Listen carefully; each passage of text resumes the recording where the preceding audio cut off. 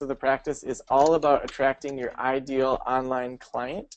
And I am actually going to mute Abby just because I can hear you typing in the background. All right, I think that's you. I think that's Shatisha that's actually typing. Is it Shatisha? Okay. Oh, I'm going to mute you, Shatisha. I think it's great you're taking notes. Actually, first, before I mute you, why don't we just hear what are your goals for today's webinar? Great question. Just hoping to get some insight, and I currently have a full practice, but I wanted to explore some innovative ideas for the other therapists who are part of my group. Awesome. Where do you practice? I'm in Augusta, Georgia, but I also have a satellite office in a rural county as well. Okay, wonderful. So we'll talk a lot about attracting your ideal online client and deciding to specialize and how to do that in a location-based one and also an online-based one. And then also the fact that you have a full practice, I could totally see us maybe talking about how do you use your time most effectively. I mean, you basically get one-on-one consulting for an hour. Oh, cool, cool. Yeah, so and I'm sure other people will join us, but so why don't I kind of go through, I'll go through some of kind of these best practices, and then if you have questions, do you want me to mute you in case you're taking notes so that there's not the typing in the background, and I'll just, Abby, Yeah, I'm sorry, I thought I was muted. I'm a typer, so I was multitasking. No, that's sweet. That's good. I'm a note taker too. So I'm going to just mute you, and then if you have a question, just let Abby know in the question section, and then she can unmute you. And then I want it to be helpful for you, and then also we'll be recording it for other people in the future. Okay, cool, no problem. Joe, if it doesn't bother you, Shatisha also has the option to unmute herself as well. Oh, perfect. Either way, but she can. Yeah, that's even if you easier. If you just click on that little microphone circle, Shatisha, it should be orange now. When you're ready to unmute yourself, just go ahead and click on the green circle. Looks like she did. She just muted herself. Cool. So today we're going to be talking about attracting your ideal online client and deciding to specialize. And I think this is a great topic to start with because the single biggest thing that people can do for their practices or for the people that work at their group practices is to specialize in some way and to focus on your ideal client. I look at so many Psychology Today profiles for my consulting clients, and one of the very first things we do is specialize even more and clarify even more. So we're going to be talking about how best to clarify for you and the clinicians that work for you. All right, so next, the first thing to do is to really look at your own background and expertise. I'm all about people focusing on what gives them energy. What are the things that they enjoy in their background and their own expertise. So when I was first starting out, starting mental wellness counseling, I have a background of backpacking, camping, of being outside. I love travel. And so my ideal client was someone that maybe valued some of those things. And so when I was looking at my background and expertise, I'm like, how do I get those kind of people that maybe have a little bit different view of life to come to my practice? So I launched a few different kind of innovative things that would attract that ideal client after I had sketched that out. And we'll talk a little bit about some very practical tools on how do you specifically outline what that client is looking for. But I knew that that experiential approach to therapy, that approach to therapy that involved the outdoors was really important. So partnering with places like the Maritime Heritage Alliance in town, they have tall ships, they have all these old wooden sailboats. So I did some events where I brought counselors out on those boats. I had other events where I did family therapy on these sailboats. And so then I was able to get some news around that really matched my ideal client. So I looked at my background, and then I also looked at my expertise. And that's where, as you look at your background and kind of where you're finding your interests, looking at do you need to level up in regards to some of your expertise. So recently I went through the Gottman Institute's Level 1 training for couples counseling because I knew I wanted to do more couples counseling. And so really evaluating your expertise, evaluating your background is the first step in kind of starting to determine your ideal client. As well, you want to look at the types of clients that really give you energy. For some people, they can work with kids that have been traumatized in foster care all day, every day. For other people, they can only have one or two of those clients. So looking at what gives you energy is an important part of the equation. Really being aware of that. Most counselors don't really think through what clients give me energy that I could really work with all day long versus those that are really draining. We want your last client of the day to get just as good a service as your first client of the day. So once we look at those things, one of the very first things that we want to look at in describing your practice is looking at the pain that you help solve. So what this often looks like with counselors in private practice is they will often say, I help people that are depressed, anxious, marriage counseling. They just have this big list. And what you want to do is you want to look at, so what are some of the pains that someone deals with when they are looking for marriage counseling? So they might be distant from their spouse. They might feel more like roommates than they feel like partners. They might be on different pages with parenting. What does it look like for parents that come to a private practice? Well, the pain might be that they get lots of calls from the principal at school, or their son or daughter gets kicked out of youth group, or they're getting, a lot of their friends are saying, you know, our kids probably shouldn't play together because of their behavior. So if you can start to really identify the pain, that's one of the first starting points for a number of things, for your copy on your website, the way you speak about your practice, about the way you speak about each of your clinicians that works for you. And then on the other side of it, you want to look at the outcome. So what is the outcome of therapy? So if someone comes to you and they're getting lots of calls from the school for their son or their daughter, they come to 5 or 6 counseling sessions with you, naturally what typically happens next? So they probably get fewer calls from the school. They probably have a clear plan for their kids. They might have a positive behavioral support system. They might be able to have better conversations with their kids. So thinking through the outcome of therapy is kind of the best way to capture, yep, this is the pain, and then that client feels like, oh, you get me. You really understand me. You know what I'm dealing with. And then the other side of it is the outcome. What happens as a result of therapy? Right, so I want to take you through an exercise, and I want to unmute you, Shatisha. I want to make sure I pronounce your name correctly. If I can unmute you real quick, I'm going to send an unmute request to you to kind of brainstorm a potential ideal client. Shatisha, are you there? I'm here. Awesome. So tell me, for one, you said one of your goals is that you want to fill up your people in your group practice more. You're full. So pick one of your clinicians, and we'll kind of walk through his or her ideal client and really walk through how this exercise, you can replicate it with the other clinicians in your practice. So which of your clinicians do you want to focus on? Stephanie. Stephanie, okay. So tell me a little bit about Stephanie's background and what you think gives her energy. Stephanie is a licensed marriage and family therapist. She's new to Georgia, actually. She's from Minneapolis.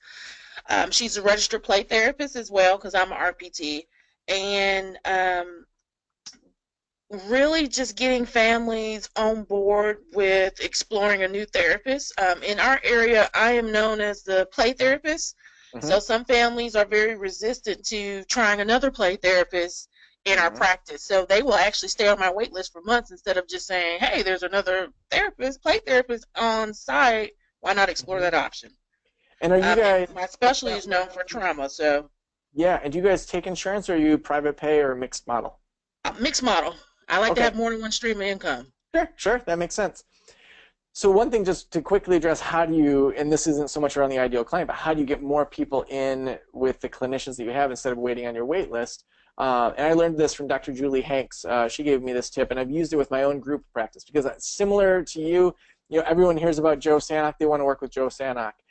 What I've said is, and I now have an intake coordinator that does these phone calls, that says, it sounds like what you're asking for definitely fits Joe's expertise. But we also have this other clinician, Nicole, who she actually has a lower rate than Joe. So making sure that you have a higher rate than your other clinicians also can be helpful for private pay. So she has a lower rate than Joe. She has similar expertise. And if for some reason it's not a fit with Nicole, you can always go work with Joe. Joe routinely talks with Nicole. They talk about cases. And if you ever are worried about it, you can directly email Joe and talk to him about your concerns or about even switching to get onto his caseload. I've found that a good 80% of the people that initially wanted to work with me then end up working with one of my clinicians after they kind of have the Joe gives his blessing talk. And so if you have a wait list for you, I would definitely recommend trying to almost say, okay, here, I'm giving my blessing for this other clinician. Stephanie's under my training. We talk. We routinely consult on cases. And if you ever have any concern, like, here's my email, here's my extension for the practice, and I'm more than happy to put you back on the wait list. But I'd rather you get services right away and start working with Stephanie. So try that, and I would be shocked if you didn't have a bunch of your waitlist people end up working with Stephanie right away. Okay. So then you've got Stephanie. Tell me a little bit about Stephanie's kind of skill set. What would you say are specialties that she wants to have more clinicians? Her specialty more is clients, not clinicians. okay. Her specialty is actually more of she does a lot of like relationship, marriage counseling. Marriage therapy is her thing, but I've also noticed that she does a lot of filial therapy, which in our area is really a lot of my clients are actually referred by the state of Georgia who are in foster care or have had severe trauma, which is a good asset, but some of the families are not completely sold on that as of yet. We've done some drop-ins to educate families in the community. It's a slow process. Sure. I'll say that. So if there was one ideal client that we could start to look at for Stephanie, let's narrow that down a little bit in regards to one that we could fill up her practice a little bit more. So it would be an adult or a couple having marital problems. Okay, great. So oftentimes when we do the ideal client exercise, people say, well, I want to help couples age 25 to 75. It doesn't matter. They get really broad. What I want you to do is do the opposite. I want you to start to create a profile for an exact made-up couple. All right? So for Stephanie, what age do you think she works? What's one of the ages that she works best with? About, I would probably say about 25 to 30 age, in that age range. That's a really good age range for her. So probably 27 would be realistic. Perfect. Okay, so we have a 27-year-old couple. Are they both the same age, or is one younger or older than the other? Historically, one would be older than the other. Okay, so would that historically be the man or the woman? Most likely the male, because we're in the military community. Okay. So is the woman 27 or is the man 27? The female would be 27. Okay, so female's 27. How old do you think that the male would be in that relationship? Probably about 30, 32. Okay, so 32. So let's name that couple. What do you want to give them as a name? John and Mary. John and Mary. Perfect. All right, so John's 32, Mary's 27. Is John former military or active duty? Active duty military. Okay. And then what's Mary do? Mary's a stay-at-home mother. Okay, so Mary's a stay-at-home mom. How many kids do they have? Historically, 2. Okay, 2 kids. About what ages would you say that they are? 5 and 7. Okay, so as I'm doing this is the kind of exercise you would do with your clinician as well, okay, where they're actually sketching out John and Mary, and that John and Mary don't just disappear after this exercise. Everything that Stephanie does around her marketing, around her blogging, around her attraction of new clients is trying to find John and Mary, to get John and Mary to come. All right, so when John is overseas or when he leaves, how long is he typically gone for? 3 to 6 months. Okay, so he's gone 3 to 6 months. So during that 3 to 6 months, what are things that Mary spends her time doing during that 3 to 6 months? Mary is often worried about John's safety. Mary is overwhelmed with parenting duties. Mary sometimes will have symptoms of depression and has, in most cases, have lack of social skills because they're isolated and not from this area. Okay. And then kind of connection with other people. Sounds like she's isolated, and because she's not from that area, she maybe doesn't have a whole lot of local friends. Correct. Okay. Who does Mary vent to when she's having these feelings? Therapist. Okay. Before, say she doesn't have a therapist, who does she vent to? I'm assuming she would call her family, and if she could get them on the phone and vent to them if they're willing to listen. Okay. So family members that might not live locally, would she be a church-going person? Possibly. Possibly. Okay. So maybe a pastor, Bible study leader she might vent to. But it sounds like she's pretty isolated. Right. Okay. So knowing that, you may focus a little bit less on attracting the John and Marys in regards to in-person networking or local networking, and definitely want to focus more on SEO. So search engine optimization. Because if you call mom who lives in the next state, she's going to Google, what was the town you guys are in again?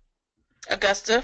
Georgia. Augusta. So Augusta, Georgia counselor, Augusta, Georgia depression counselor, Augusta, Georgia marriage counselor. I just was looking for a consulting client. We were looking at the use of the term marriage counseling versus marriage therapy versus couples counseling and couples therapy. So marriage counseling is searched about 4 times more nationwide than any of those other ones. Even if you do couples work that is for people that are not married, you want to make sure you're peppering in that word marriage counseling together. So Augusta, Georgia marriage counseling. Okay. So we'll talk about some strategies about how to make your page rank higher in Google.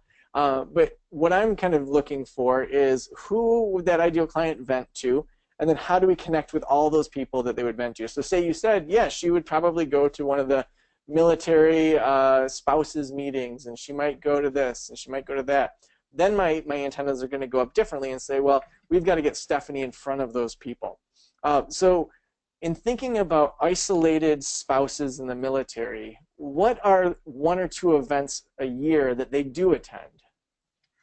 They have the morale call, which we are going to next month. We're actually presenting. And then they have the parent support group that happens every quarter on the military base, and we actually go to that as well. Okay, so both those events, you want to try to convert those people that are just kind of casual lookers to people that you somehow capture on an email list. And so having something that you can give away that gives them very good quality information in exchange for their email is really imperative. And so you're speaking at this event, you could sign up for something like lead pages, or even just set up a page on your website where people can download, here's 3 quick ways to help your kids improve their behavior, or here's ways to transition your spouse in and out when they're coming back from active duty, or 7 questions to discuss before your husband or wife comes back from active duty to make the transition earlier or easier. So those are all things that you're going to be the expert in. I don't have expertise in that area, but you probably can think, man, if a couple talked about this before he or she came home from active duty, it would be so much more smooth for them. So they opt in for that email, and then having a couple emails that automatically come to them that say, here's a couple more tips around this, makes you front of mind so that when they or one of their friends has something happen, they're like, oh my gosh, I know this practice. I've been on their email list. It's so awesome. You've got to sign up for this email list, or you've got to try counseling with them. You're then creating quality information for them. And we'll get into kind of blogging and how to use that to talk to your ideal client.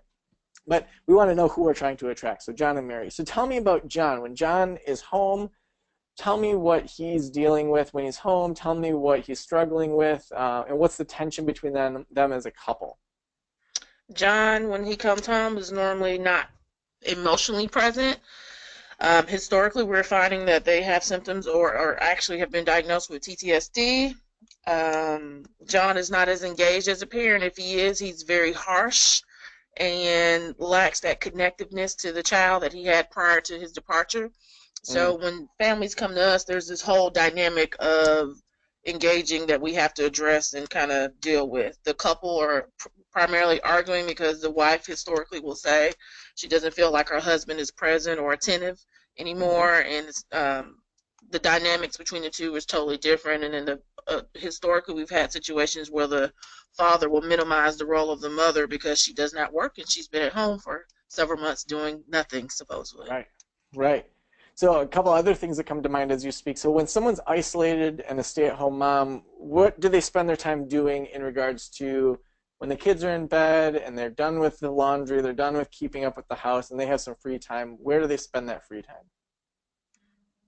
Most of our parents are historically on the military base. Okay. They try to find activities to keep them busy on the military base. And what about online? Like, the kids are in bed. I can't go out and do anything with other kind of people. What do they do online? They probably Google different things. They try to keep them busy, I'm assuming. Might be on Facebook, Pinterest, other social medias, watching Netflix, things like that. Right. So that's where a lot of strategies around kind of if someone's that isolated, what are some social media strategies you can do as well? So things like Facebook Live could be really awesome for your practice. Facebook Live is by far the best way to kind of game Facebook and get exposure without having to pay them. if you have a Facebook page, even if you have 1,000 people that have liked that page, Google's going to make you pay for a good 90% of the reach. They'll get, if you post something on there, oh, here's a military article or something, about 10% of the people are going to see that organically, and unless it's shared or liked or commented on, they're not going to really show it to the rest of your audience. Whereas if you go on your personal Facebook page and you go live, they're going to send a notification to every single person that you're connected to that you were live. And so that's really important because notifications are really how people make decisions on Facebook in particular. And so if you and all the people that you're connected to in your community see that you were live and you talked about the 3 things to talk about before your husband comes home from being overseas, that's going to be something that's shared, it's going to be something that's commented on, and then also if you talk about kind of local businesses or local things, those things as well are going to be shared. So you might do one on a Thursday night like tonight. You might get on Facebook and you might say, I'm going to give you 5 date night ideas for you to connect with your military spouse. So these are things that they're not traditional dates. These are kind of have a military bent to them. And so you talk through 5 things that maybe you could do to connect as a spouse. And then tag those businesses in the comments. So during this Facebook Live, I talked about this, Bravo Zulu is a restaurant in town that's aimed at the military. So that's actually in Traverse City. So, and I also talked about this. I talked about this paintball thing that a lot of the vets love, and how cool would that be to do that with your spouse? So going through those sorts of things to give really practical information is a great way to connect with isolated people on Facebook. Okay. Good idea, because I don't have a Facebook page. So good. Yeah, well, and honestly, a Facebook page is less important now, maybe to have one just to be on there, but I would put more time into Facebook Live. That's really where putting your time right now is working on Facebook. I do 2 or 3 of those a day, and it is crazy. I will be at my daughter's school, and random people that I didn't even know followed my work are like, oh, I saw you're doing a TEDx pitch talk. I saw you did this. I saw your thing about this. And I'm like, holy cow. These people never commented about my social media until I started doing Facebook Lives. And so it really reaches probably at least 10 times more than if you're just posting. Good. Okay. So then you're looking at your ideal client, you're walking through kind of where they're venting, where they're spending time, and then you're asking yourself, how can I take what they're already doing and be in front of them? And so that could be that you're doing video ads on Facebook. It could be that you're doing more infographics on Pinterest that really solve those problems, that take that pain of I'm isolated, I'm alone, my husband's overseas, and then the outcome of therapy, I feel happier. I'm not as upset. I'm able to handle the grief of not having him here. The parenting issues aren't as much. So the thing that he or she would kind of have in counseling, if you can turn that into an infographic, a blog post, a short ebook, those are all things that then kind of build your expertise in the community so that people are like, oh my gosh, this practice, they are focusing in on the John and Marys of the world. You have to follow them, even if you never go to counseling. There's so much good information there. That's what helps kind of Stephanie get traction. Okay. Cool. So what Thank questions did that leave in regards to sketching out your ideal client? No, that was very informative. Cool. Cool. I'm going to just have you mute yourself, and then we'll bounce back on in a little bit here. Okay. All right, so we talked as part of this about the venting to others. This is probably one of the central questions that you can ask yourself when you're sketching out your ideal client is when someone vents, when someone's frustrated, even look at yourself. Who do you vent to when you're frustrated? So I think about myself. We have these friends, Paul and Diane. They're our closest friends. Most weekends we have them over for a meal because they don't have kids and we have kids. The kids go to bed, we play board games, we eat food together and hang out and drink wine. I would probably vent to Paul if something was going on in my marriage. I would probably vent to my friend down in Kalamazoo that's 3 hours away if something was going on in my marriage or with my kids. I might vent to a coworker. And so if someone had Joe Sanok as their ideal client, they would want to think about where's Joe Sanok connected? Well, my wife goes to yoga, and so she might vent to a yoga teacher. We used to be part of a church here in town, but we haven't reconnected. But when we were at a church, that pastor would probably have referred us somewhere. We go to a lot of fun kind of community events, so like Microbrew Fest, we go to the Film Fest. So if someone advertised at those events or had a table at some of those events, those would be places that I would be at. And I would say, oh, okay, And then if I went to their table and they had this little infographic of 5 ways to connect with your spouse every week that take 5 minutes or less, I'd probably put that on the refrigerator as a reminder to myself. So like we went through the Gottman Art and Science of Love workshop out in Seattle, and they had this great infographic about the 4 horsemen and contempt and all those different things that the Gottman Institute has figured out hurts a marriage. So we have that right on our refrigerator.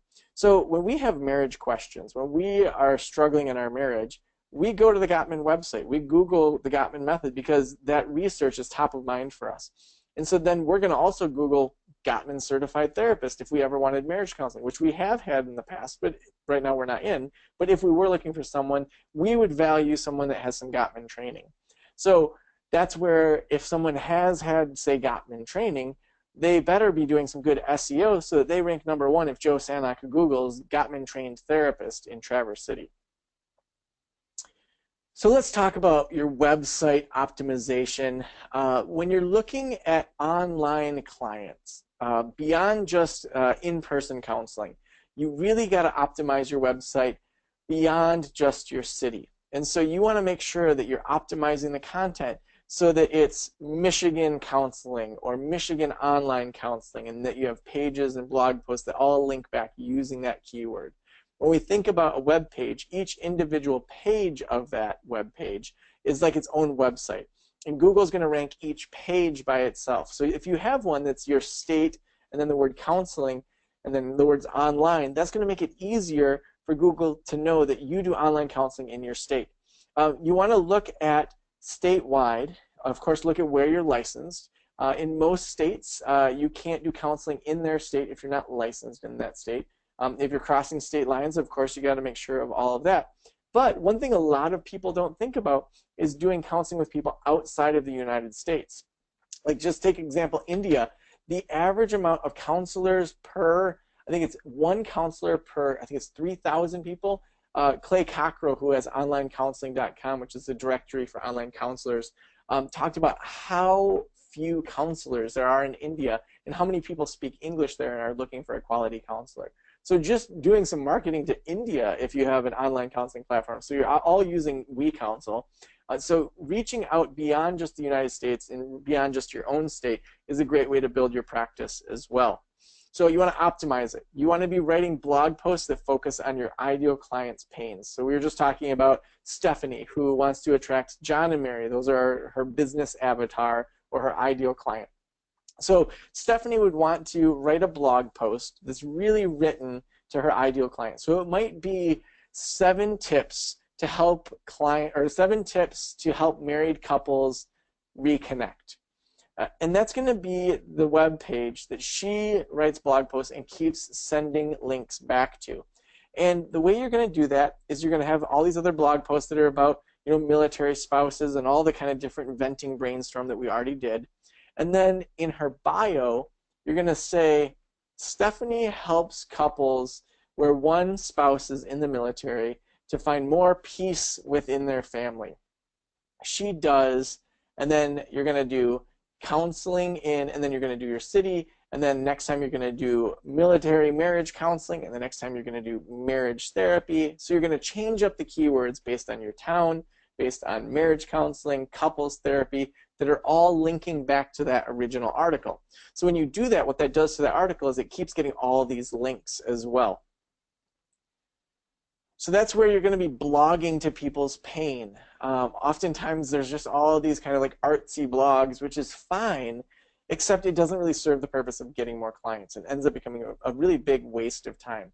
And so if you can really think through, okay, so there's this Mary. Her husband is overseas right now. What are all the things Mary is dealing with? Let's brainstorm 7 or 10 different really big issues she's dealing with. So one thing is loneliness. So writing a blog post, 5 things to do when your spouse is overseas to keep from being lonely. And so it might be connect with an online community on Facebook. It might be that connect with old friends via Skype. It might be things that have nothing to do with local stuff, but really help that person understand, oh, okay, I never really would have thought of that. And then those ideas can kind of take you down a rabbit trail where you could start a Facebook group that's specifically for military spouses that are part of that area of town. so that they could have a support group online. So the more that you can think about the pain that your ideal client is dealing with, the easier it is to help them understand exactly what they need to do next. Another great way to build your public speaking skills and to get backlinks to your website. So a backlink is where another website links to your website. This is really important because if you have just a small counseling website, your domain authority, so that's how kind of strong you might be, is going to be on a 0 to 100 scale. So Huffington Post, CNN, all ABC News, NBC News, they're going to be anywhere between 90 and 100 for their domain authority. Most counseling practices are probably going to be around a 10 to a 15. Practice of the practice, I think we're a 45 or 50, somewhere in there. I haven't looked recently. If you can get a website that has higher domain authority than you, so the internet, so Google says, yes, this is a website that has a lot of traffic, has a lot of good content, its keywords are optimized, it's just a solid website, and that website links back to your website, especially using your keywords, that is gold for SEO, for ranking higher in Google. So being on a podcast is a great way to get more of those. So to talk about your ideal client on somebody else's podcast, even if they're located in California, that link back to your website is really valuable. And the more that you can do that, the more that's going to just help your website rank for many, many terms. As well, with press releases, we want to focus on our ideal client. There's lots of different ways that you can get some extra press. A number of years ago, I had this innovative way that we were trying to get new clients, and we got tons of press around it. We didn't get a lot of clients, but the amount of press we got was totally worth it. So we did this thing called dinner and a counseling session. And we had this deal with this local restaurant where we could get $50 gift certificates for $45. So what we did is for $100, you could get a counseling session, and then you could get a $50 gift card to use. And they didn't market like counseling, so it just looked the same as everything else. So people would come in, and for this $100, they would get a counseling session, and they would get a dinner out at this restaurant. Now, we only had one couple that did it, but they stayed for probably, 8 or 9 sessions. So it was well worth it because I think they probably spent more than $1,000 within our practice after that $100. But the amount of press we got around this was incredible. We had so much press that radio stations and magazines, I had so many people that were saying, what's this dinner and a counseling session thing? That's such a cool thing. So doing press releases around kind of unique things, talks, is a really great way to get out there in the community. We talked a touch about Facebook Live, and I want to dive into that a little bit more. Facebook Live, by far, I've found in a lot of my testing and experimenting, is the best use of your social media time right now. Because Facebook is pushing live video because there's a lot of other platforms like Periscope that they're trying to overtake. And so they are notifying everybody that is connected to somebody when they've been live.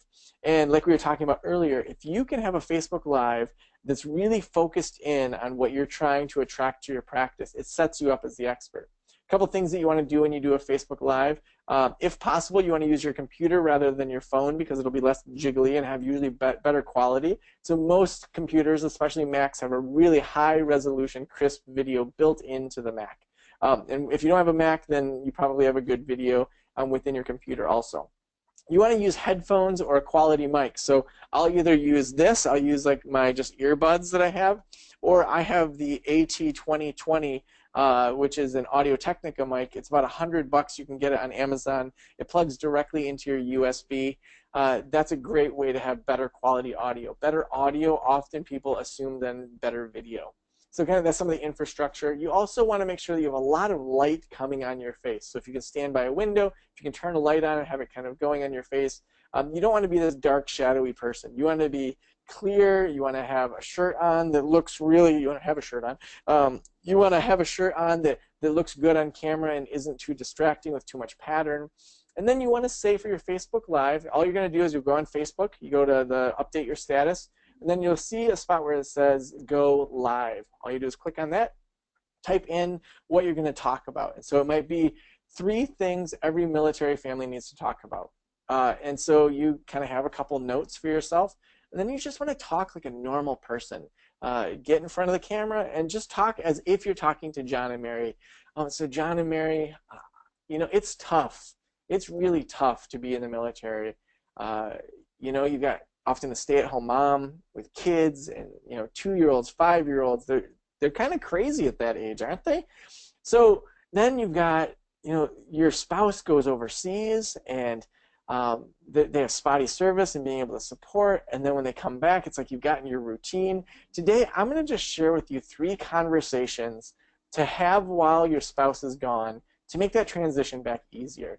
And these are things that your husband or wife that's overseas can do, and it's things that the stay-at-home parent can do as well to help the kids. So you kind of frame it out, and you're really personable, and you talk, and then at the end of it, you tag anyone that you mentioned in it, and oftentimes you get tons of shares, tons of comments. It'll be up for the next 24 hours. It'll stay on your timeline, but for 24 hours, it'll be in people's notifications. Awesome use of your time to attract your ideal client, especially if you're looking for online clients, because online clients are more likely to be on Facebook, on Pinterest, online, searching for who they want to work with. So then it expands just, not just your area, but you can be in your whole state. Next, we want to look at your website. And there's 2 things that every client asks when they come to your website. The first thing is, am I in the right place? And the second thing is, can this counseling practice or this person help me? And so we know that people are oftentimes just super overwhelmed, and they don't even know if they're on the right website, because so often different websites show up that aren't even counseling websites when they've Googled something. So I want to do a little bit where I want to look at Shatisha, I want to look at your website and have you unmute a little bit, and we'll talk a little bit about ways that you could optimize your website for these things. So if you want to just unmute yourself and let me know what your website is, that would be super helpful. So Joe, Shatisha wrote in and said that her assistant is going to be taking over for a little bit. She had to step away. She really apologizes, and that she's been really, really pleased with the webinar so far. But I guess we can unmute. Let's see who she said. Stephanie is actually going to be taking over. Sweet. Stephanie, can you hear us? It's not Stephanie. It's the program, it's the program. Can you hear me? Oh, yeah, just cut out real quick. What was your name? My name is Miss Chinese. I'm the program assistant. Awesome. And what's the website for the practice? We can look at it real quick and maybe give Shatisha a couple tips on it. Okay, you ready? www.wilson, WILSONS, G as in George, O as in omnipotent, H as in happy.com. All right. So it says Wilson's Garden of Hope Play Therapy and Counseling Center. Is that it? All right. Yes. Cool. Wonderful. All right, so we're just going to look at this and see what's working really well and maybe what they could change to improve. So we were just talking about those 2 things that every website should have, and that every counselor or every counseling client is asking themselves. 1, am I in the right place? And 2, can they help? So right away, I would say probably improving the URL so that it doesn't have to be spelled is really important, so that people can remember it. Otherwise, if, like just yesterday, I was talking in my mastermind group with a group of people, and the person that was on the hot seat, it was his name, his first and last name, and his last name was really hard to spell. And so if you find yourself having to spell something or clarify if it's the number 2 or the word 2 or the word TWO, you really want to avoid that kind of website. So I would say looking at, let's see, so you guys are, you do mostly play therapy, couples counseling, all sorts of different things. I might look at potentially doing some renaming. At the top here, a couple of things that I noticed right away is that like this W here is hard to see with this background. If you're a play therapy and counseling center, yeah, it's great that you're fun. It's great that you have a kind of a playfulness to it. But if you're shifting where I know that we talked about Stephanie being one of the referral or one of the clinicians that may be working with couples, it may be time for some rebranding to have play therapy be part of it, but not as much of a center. Because I think the average couple would see this and be like, wait a second, am I on a gardening site? Or am I, like, at first I thought I was on the wrong website, even though you just told me how to spell it. So there's a lot going on with Wilson's Garden of Hope Play Therapy and Counseling Center. I would really turn that into maybe 3 words. And so it might be Wilson's Counseling Center, or maybe it's Garden of Hope Counseling. So really kind of hone in on that. Also, we want to look at the tagline. So the tagline, we want it to be very clear who we're trying to attract. So planting seeds of change daily, that could be applicable to almost anyone else's website. That could as much be about a gardening website, that could be a Bible study website, that could be a networking website. So we want to be super clear on who you're helping and that you're doing counseling. So the words counseling, if you look at what's above the fold, it's right here, counseling and therapy. We have some therapy services here, mental health training, but it's not blatantly clear that you do counseling from a really quick scan. As well, the font that you guys used here is really, it's not as easy to read as some other ones, so I would definitely update that. So if you want to optimize things, what we want to do is make it super easy for people to make that decision to work with you. And so having your phone number at the top, schedule and intake, I imagine if you did that, you would increase your client referrals right away. As well, it's great to have home. I would wonder how many times people click on community events. I would probably change this to services and then have therapy, trainings, community on there. New referral, I might change to new ? Click here. And web store, you might want to just throw that underneath here, services as well, or maybe have a resources section and have the blog. And so again, I would update this to have different font. So the big question we want to ask ourselves is, one, am I in the right place? And then two, can they help? So going through the website and asking yourself that is really important. So thanks for sharing that website with us. And there's a couple things that you could optimize that I know would get you guys more referrals really quickly. So I did schedule some time for some Q&A today, but we don't have enough people to really do that. But I do want to remind you all that on March 16th, so in 2 weeks, we are going to have a full Q&A session where we can talk about what's working in your practice, what's not working in your practice, and can talk about specific strategies for you. And so, Abby, I wanted to just check in with you and see if from kind of what you've heard, is there anything that you can think of that people might have had questions on that I could address or go deeper on? Because we've got about 10 minutes left or so, and I want to make sure we kind of use the best, have the best use of that time. Yeah, definitely. I think most of our providers are asking information that would be valuable to them is just exactly, what are the easiest, cheapest ways to obtain more client referrals? That's the #1 question we get. Yeah. So I would break that into 2 different categories. So people come to you for 2 reasons.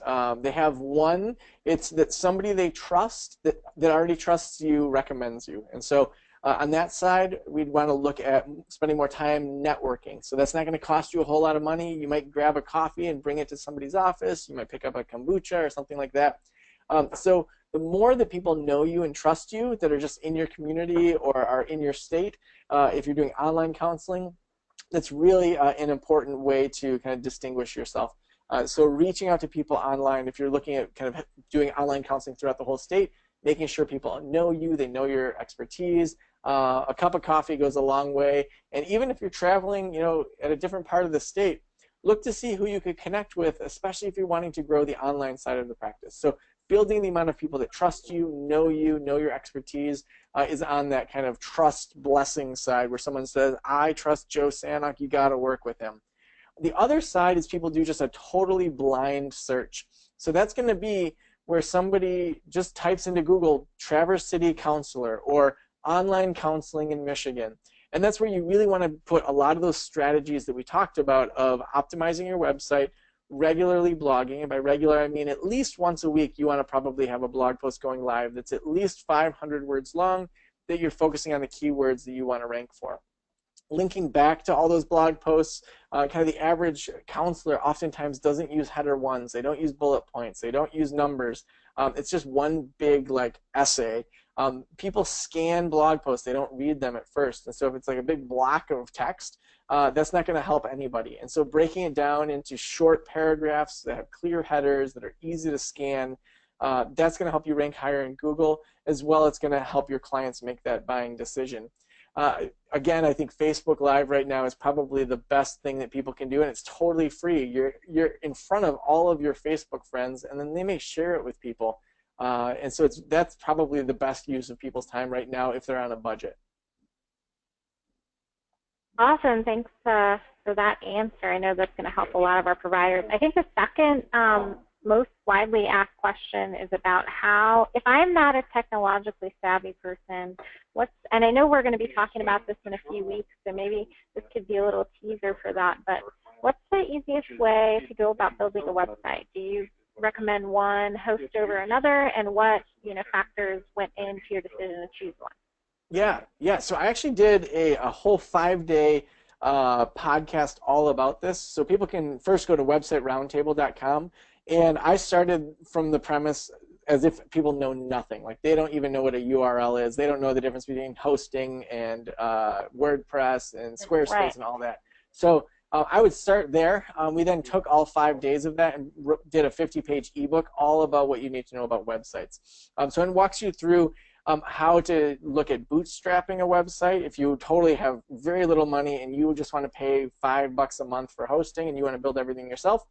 Then some plans that are kind of in the middle where you want to spend $50 or $60 a month. You don't want to put a lot of time into it, or kind of more higher end plans when you have somebody that you want to outsource to and you want a custom website, like the cost of that. And so a couple things that I would suggest to people is really look into hosting. I prefer Bluehost, and you can get a discount on that with practiceofthepractice.com/host. That's a great hosting. It works really well. You don't need any of their upgrades. All you need is just their basic like $5 a month plan. Excuse me. And then I prefer WordPress. I think it has a lot more kind of changeability.